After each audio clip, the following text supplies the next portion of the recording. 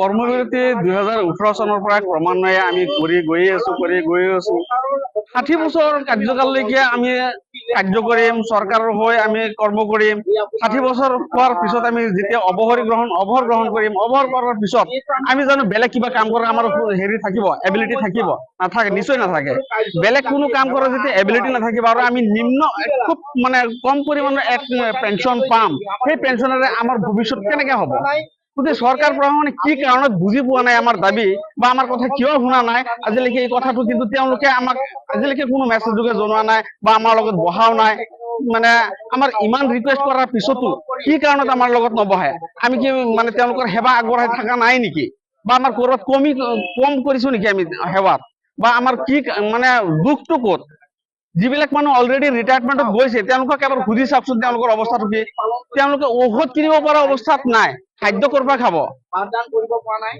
বাৰ্ধক্য অৱস্থাত মানুহে চৰকাৰে যিটো মানুহক অনুদান দি আছে, মানে আপোনাৰ বৃদ্ধ পেঞ্চন দি আছে যে, সেই বৃদ্ধ পেঞ্চনৰ সমান এজন চাকৰিয়াল মানুহৰ মানে পেঞ্চন। গতিকে এজন মানুহ যেতিয়া আজিৰ দিনত আমি যিটো ষ্টাইলত চলি গৈ আছো, অভিয়াছলি আমাৰ হাতখন অলপ দীঘল।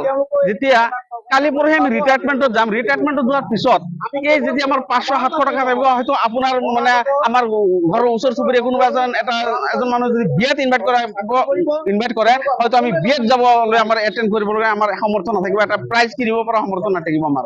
এনেকুৱা এটা অৱস্থাত মানে পেঞ্চন দি আছে চৰকাৰে।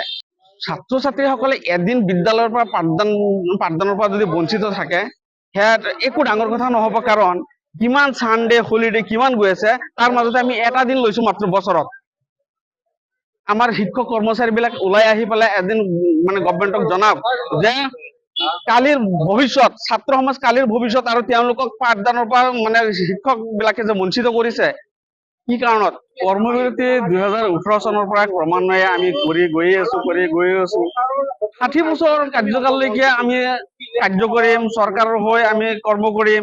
60 বছৰ হোৱাৰ পিছত আমি যেতিয়া অৱসৰ গ্ৰহণ কৰিম, অৱসৰ কৰাৰ পিছত আমি জানো বেলেগ কিবা কাম কৰাৰ আমাৰ হেৰি থাকিব, এবিলিটি থাকিব? নাথাকে, নিশ্চয় নাথাকে। বেলেগ কোনো কাম কৰাৰ যেতিয়া এবিলিটি নাথাকিব আৰু আমি নিম্ন খুব মানে কম পৰিমাণৰ এক পেঞ্চন পাম, সেই পেঞ্চনেৰে আমাৰ ভৱিষ্যত কেনেকে হ'ব? গতিকে চৰকাৰ প্ৰশাসনে কি কাৰণত বুজি পোৱা নাই আমাৰ দাবী বা আমাৰ কথা কিয় শুনা নাই আজিলৈকে, এই কথাটো কিন্তু তেওঁলোকে আমাক আজিলৈকে কোনো মেছেজ যোগে জনোৱা নাই বা আমাৰ লগত বহাও নাই। মানে আমাৰ ইমান ৰিকুৱেষ্ট কৰাৰ পিছতো কি কাৰণত আমাৰ লগত নবহে? আমি কি মানে তেওঁলোকৰ সেৱা আগবঢ়াই থকা নাই নেকি? বা আমাৰ ক'ৰবাত কম কৰিছো নেকি আমি সেৱাত? বা আমাৰ কি মানে দুখটো ক'ত?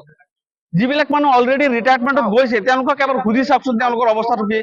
তেওঁলোকে ঔষধ যিকোনো খবৰৰ বাবে যোগাযোগ কৰক 7099017330 লগতে 7099017110 নম্বৰত।